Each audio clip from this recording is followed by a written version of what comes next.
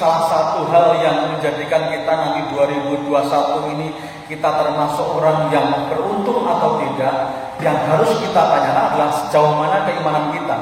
Ketika keimanan kita semakin baik, bisa dikatakan bahwa keuntungan dalam hidup kita juga akan semakin baik. Salah satu inti dari orang beriman yaitu meraih ridho Allah atau meraih cinta Allah. Apa yang kita lakukan ini adalah semata-mata untuk kita pamer di hadapan Allah agar kita dicintai oleh Allah.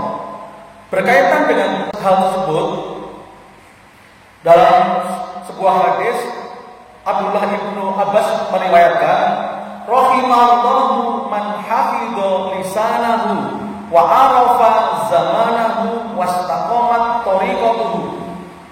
Yang artinya Allah cinta kepada orang yang bisa menjaga lisannya, faham akan zaman, dan lurus jalan hidupnya. Ada 3 hal yang harus kita agendakan di tahun 2021 dan tahun berikutnya untuk memperbaiki kekurangan-kekurangan kita di tahun-tahun sebelumnya, yaitu yang pertama adalah kualitas kita dalam hal menjaga lisan. Yang kedua adalah kualitas kita dalam paham waktu, memanfaatkan waktu. Kemudian yang ketiga adalah bagaimana apakah kita istiqomah jalan hidup kita.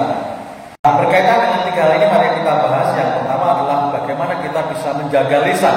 Rasulullah pernah bersabda, "Man kana yu'minu billahi wal yaumil akhir falyaqul khairan aw liyasmut." Hadis riwayat Bukhari Muslim. Barang siapa yang mengaku beriman kepada Allah dan hari akhir, hendaklah dia bisa berkata yang baik. Kalau dia tidak bisa berkata yang baik, lebih baik diam. Pilihannya hanya ada 2, berkata baik atau diam. Kalau kita perhatikan sekarang mungkin lesan tidak hanya sebatas pada mulut saja, tapi juga pada jari kita. Inilah tantangan kita di era sekarang, karena sekarang itu orang berkomunikasi itu gampang, murah, bisa dimanapun, sehingga orang dengan mudah ngomong, dengan mudah curhat. Marilah kita jaga diri kita. Kalau memang tidak baik, tidak usah. Ada latihan dalam kita menjaga lisan yang baik itu adalah yang pertama kita membiasakan membaca Al-Quran. Yang kedua yaitu zikir. Jadi ketika kita terbiasa baca Al-Quran, insya Allah lisan kita akan terjaga. Juga apa yang kita ucapkan adalah yang baik. Iskawai mengatakan bahwa yang namanya akhlak adalah sesuatu yang menjadi kebiasaan otomatis. Kalau kita terbiasa membaca Al-Quran, terbiasa zikir, apapun yang kita hadapi, yang kita ucapkan pasti juga hal yang baik. Yang kedua adalah bagaimana kita bisa mengenal waktu, bagaimana kita bisa memanfaatkan waktu, bagaimana kita bisa memberi manfaat dari waktu kita. Tadi dikatakan bahwa kebanyakan manusia berbuat yang tidak penting. Kalau Rasulullah pernah mengingatkan kita punya 5 waktu yang harus kita manfaatkan sebelum waktu itu hilang dan tidak akan terulang.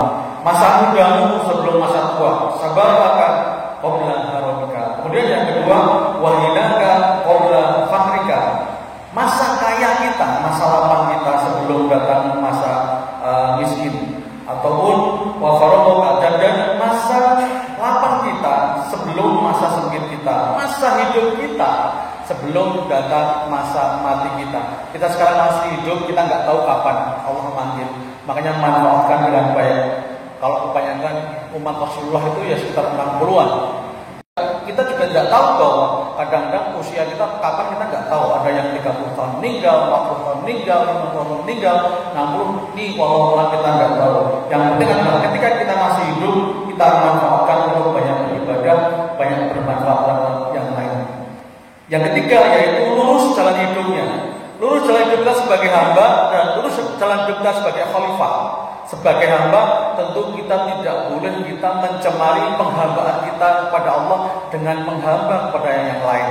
Sudah kita statement tiap hari kita ucapkan, iyyaka na'budu wa iyyaka nasta'in. Hanya kepadamu ya Allah aku menyembah, dan hanya kepadamu ya Allah kami minta tolong. Jangan sampai terpancing dalam kesulitan kita minta tolong kepada selain Allah. Karena kalau kita minta tolong kepada selain Allah itu banyak kecewanya. Tapi kalau minta tolong kepada Allah, pasti Allah akan bereskan. Sebagaimana disebutkan, ud'uni astajib lakum, mintalah kepadaku, niscaya akan aku ijabah. Dan yang terakhir, marilah kita bisa memberikan kemanfaatan kepada orang lain. Rasulullah bersabda, khairun nas anfa'uhum linnas. Sebaik-baik manusia adalah seberapa banyak dia bermanfaat pada orang lain. Dulu waktu kita ngaji ada sebuah pepatah dalam bahasa Arab, man as'adun nas, man as'adan nas. Siapakah orang yang paling berbahagia? Adalah orang yang bisa membahagiakan orang lain. Tahun 1959 di Jenewa, WHO melakukan konferensi dan ada beberapa keputusan tentang ciri-ciri orang sehat. Salah satunya adalah ciri orang yang sehat mentalnya adalah ketika dia punya kebahagiaan, ketika bisa membantu, memberikan, berkontribusi kepada orang lain. Mari kita jaga kesehatan mental kita dengan memberikan sebanyak-banyaknya, memanfaatkan dari rezeki yang sudah Allah berikan kepada kita.